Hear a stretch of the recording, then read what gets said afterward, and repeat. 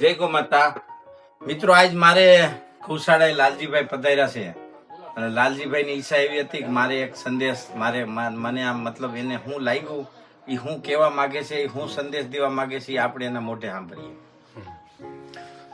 આપણે જનરલ એવી આપણી માન્યતા હોય છે કે ગૌશાળા એટલે ઠીક, હવે સામાન્ય કોઈ ગૌપાલક એવા રીતે જોતા હોય, પણ આ રમેશભાઈનો આ બધું તંત્ર જોયું, એમની ઓફિસ જે આપણે સુરતમાં ન હોય, બિઝનેસની ઓફિસ એવી એમની આ ગૌશાળાની ઓફિસ છે.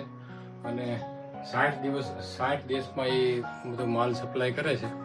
પણ મારો કહેવાનો અર્થ એ છે કે ખેડૂત બધા ખેતી મૂકીને ત્યાં સુરત આવી ગયા અને ત્યાં પાછા લેબરની મજૂરી કરે છે અને પોતાનું જીવન છે એટલું બધું દુષ્કર રીતે આપણે જીવીએ છીએ કે આપણા સાત્વિક સુખ એ બધા આપણે છોડી દીધા અને આ કુદરતના સાનિધ્ય આપણે મૂકી દીધું અને પૈસાની દોટ પાછળ આપણે પાછા એક બાજુથી પૈસા મેળવીને એક બાજુ ત્યાં પાછા ગુમાવી દઈએ અને નફામાં પાછી એક બીમારીઓ બધી આપણે કરી દઈએ એવા વાતાવરણમાં છે.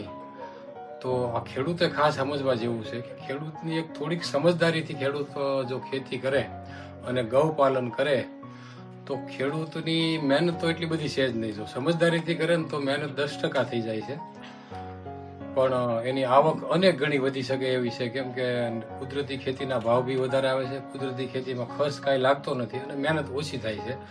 એવા તો હવે હજારો ઉદાહરણ, પહેલાં તો આપણને એવું થતું હતું કે આ બધા વાતો કરે છે આવું થાય કે નહીં, પણ એવા હજારો ખેડૂતો અત્યારે એવા તૈયાર થઈ ગયા છે અને એમની મુલાકાત ખરેખર દરેક ખેડૂતોએ લેવી જોઈએ.